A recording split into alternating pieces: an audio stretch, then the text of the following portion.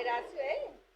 अनि आज यो चिया चाहिँ यस्तो तरिकाले बनाउँछु कि म एकदमै मिठो गरेर बनाउँछु है, चिनी कम राखेर। अनि नानीहरूलाई चिया बनाउँछु ल। यहाँ मेरो पुरानी हुनुहुन्छ, उहाँलाई नि बनाउनु पर्यो। अनि उहाँ नानी हुनुहुन्छ। अनि यो आज म चिया दुध चिया खाने थिएन है, ग्यास्ट्रिक भन्छ। अनि चिया बनाउनु पर्यो। त्यो दुध पनि के हो एकदम जमिसकेछ क्या, जाम परिसकेछ। यहाँ चाहिँ अब अलिकति चिनी राख्नु पर्यो है, एकदम कम चिनी राख्नु पर्यो। त 2 चम्चा त हाल्नु पर्यो। म पसल छ, अनि यो पसलको नाम चाहिँ खाजा घर हो है। अनि यहाँ फेरि म चिया बनाउँछु, चिया पनि पकाउँछु। अनि यहाँ मेरो अलिअलि बस्ने बाटो, खाने बाटो, यसो सानो सानो पसलहरू छ। अनि यहाँ कुखुराहरू छ, कुखुराहरू पाल्नु, कुखुराहरूलाई दाना पानी गर्नु पर्यो। फेरि बुङ्गुर पनि छ है, त्यो बुङ्गुरलाई पनि दिन हेर्न पर्ने हुन्छ। अनि त्यहाँ फेरि कुकुर पनि छ 2टा हस्की, अनि त्यो हस्कीलाई पनि हेर्न पर्ने हुन्छ। त्यस कारणले पसलमा बस्नुलाई अलिक समय नपाइराखेको हुनु पनि सक्छ। अनि मेरो श्रीमान, मेरो बुढा चाहिँ हुनुहुन्छ यहाँ पसलमा। अनि यहाँ चिया पकाउनु लागिरहेको छु है। चिया अब यहाँ चिया बसालिसकेको छु। अब यो चिया पाकेपछि अब चिया खाने, चियासँग खानु चाहिँ के खाने होला। अब यहाँ रोटीहरू पनि छ है। यो रोटी चाहिँ आज झार्नु भएको कि हिजो झार्नु भएको हो है। आजै झार्नु जस्तो लाग्यो मलाई जहाँसम्म।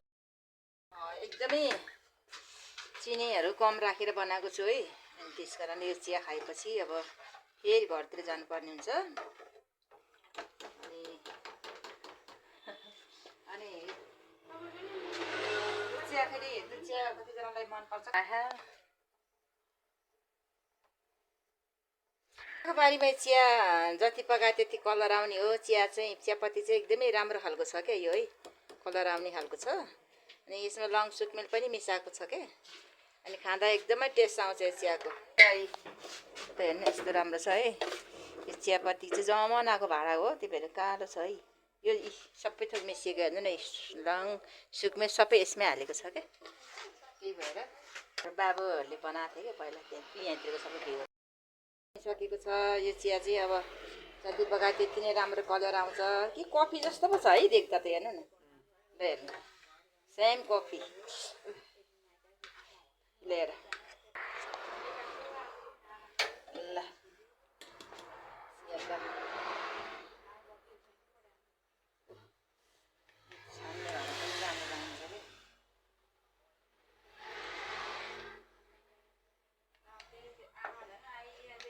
दादा खानु जानु।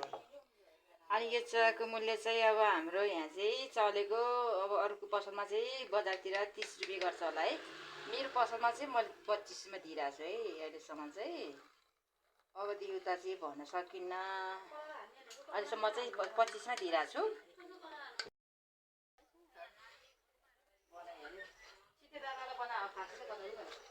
चिया त बनाउनु त बनायो, नखाने रहेछ है। बुढाबुढी खान्छ कस्तो अङ्कल चिया चाहिँ कस्तो? एकदम ठिक छ ल, गुड।